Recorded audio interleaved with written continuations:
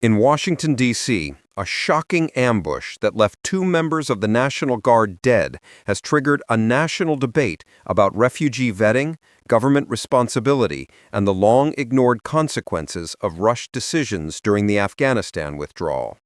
The prime suspect, a 29-year-old Afghan national named Rahmanullah Lakhanwal, entered the United States under the program known as Operation Allies Welcome. Today, he is facing first-degree murder charges, and this single case is exposing deep cracks in the federal screening system that millions of Americans assumed was secure. The most urgent question right now is simple but terrifying. How did someone admitted under a humanitarian protection program end up accused of killing 2 American service members during a targeted nighttime attack? And what else might have slipped through the cracks? This developing story is evolving by the hour, and new details are surfacing constantly. Before we continue, stop for a moment and subscribe right now. Activate all notifications. This is not entertainment. This is national security, and if you wait to catch up later, you will miss critical updates that other channels are not explaining clearly. Do it now so you never fall behind on events that directly impact the entire country.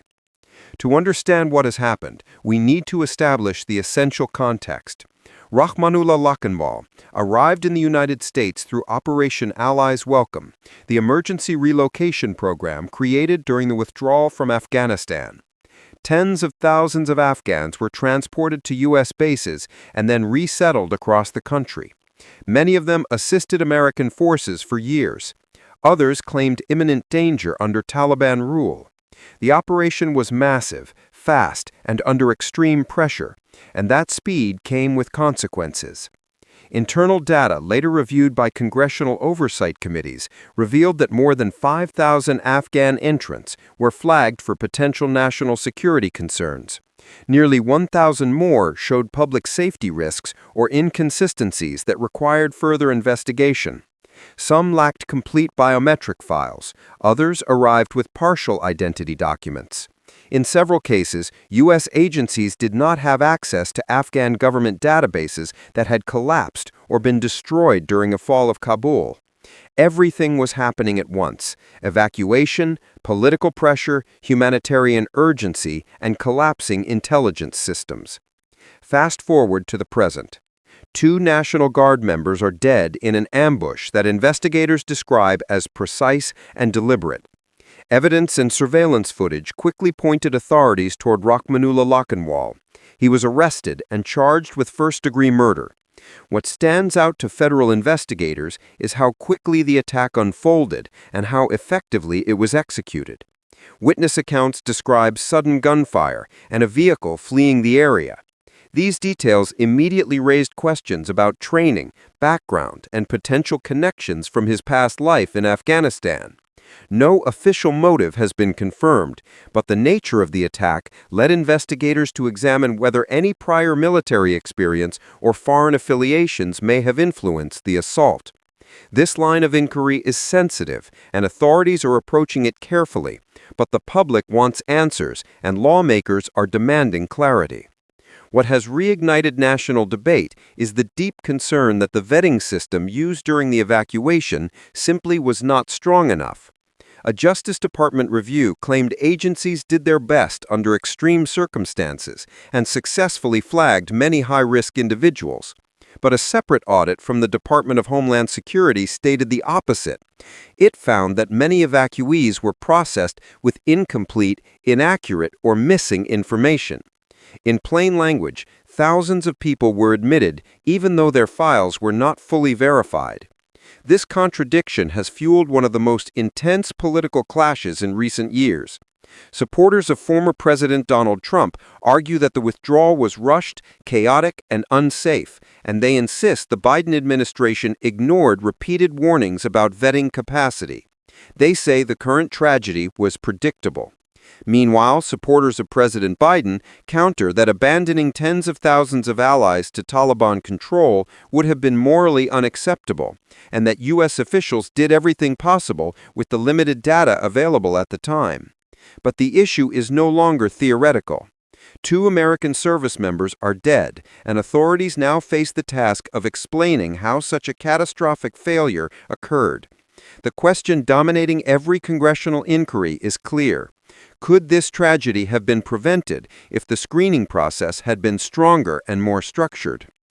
This story escalated even further when a second Afghan national, also admitted under Operation Allies Welcome, was arrested after posting a disturbing video on TikTok. In the video, he appeared to suggest he was building an explosive device aimed at the Fort Worth, Texas area. State officials charged him with making a terroristic threat, and federal agencies have placed an immigration detainer on him. This second case changed the tone of national conversation overnight.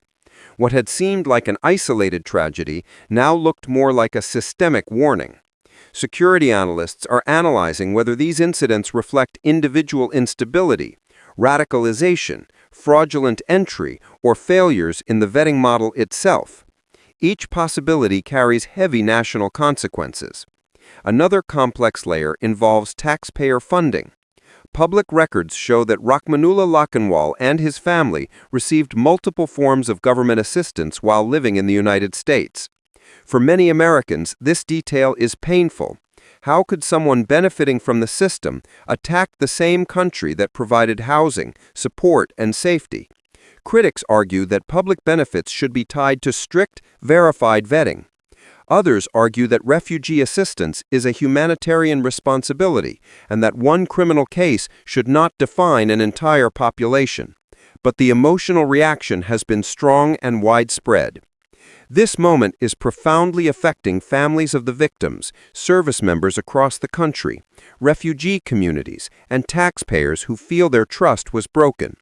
2 National Guard soldiers will never return home, and their loved ones are now caught in grief that could have been prevented. Refugee families who entered legally fear discrimination and backlash, despite having no connection to any of these cases. Veterans who served in Afghanistan feel the withdrawal cost too many lives on all sides. Citizens who believed the system was safe now question whether national security is being adequately protected. These emotional divisions are influencing public debate on future refugee admissions and the role of humanitarian programs. Security analysts are now describing several possible futures. The first possibility is a complete revetting of all Afghan evacuees currently living in the United States. This would require enormous resources and political agreement, but it is already being discussed at multiple levels of government. The second possibility is major reform of refugee screening procedures, including longer processing times, expanded biometric requirements, and the use of third-country screening hubs in places like Qatar or Turkey.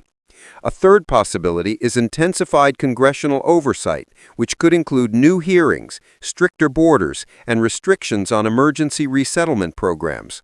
A fourth scenario is heightened public scrutiny toward future refugee admissions from conflict zones, with new pressure to prioritize national security over humanitarian urgency. And finally, political analysts warn that these events may have consequences in upcoming elections, especially among voters who now see national security as a top priority. What is clear is that the country has reached a turning point. The deaths of 2 National Guard members have forced the nation to confront the cost of rushed decisions and the vulnerabilities within its own systems. Investigations are ongoing, more information will emerge, and the decisions made in the coming months will shape U.S. security policy for many years to come. To stay informed with verified updates, subscribe to the channel and share your thoughts respectfully in the comments. And if you want deeper analysis on national security and immigration issues, watch the next recommended video on your screen because it connects directly with today's story.